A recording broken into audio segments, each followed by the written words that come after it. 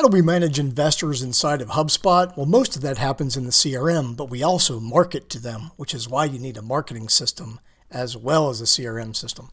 So take a look here. We're looking at our company, Galen Medical. And when we scroll down, we have a whole section called Member Investor Profile. So we're seeing the billing address.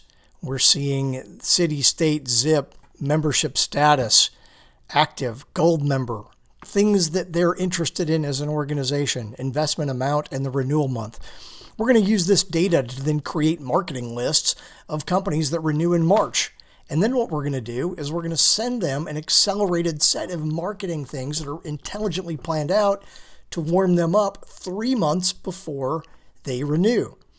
That's going to increase your renewal rate. Now, the other thing that we did is we've created over here two separate pipelines. So one pipeline is for new membership sales. This is going to have your unique action steps and stages and some logic in there to help you move deals along faster so you can close more, get more members in.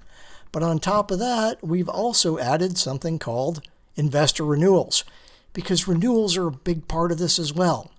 So the stages are going to be different here for an investor renewal program. But remember, the marketing stuff is key to making all this work for attracting new members and investors, but then also handling those all-important renewals.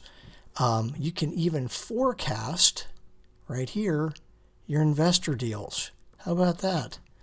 So there you go. That's how HubSpot's going to work for your investors. And of course, we tailor this very specifically to your organization as well so that it meets your exact needs.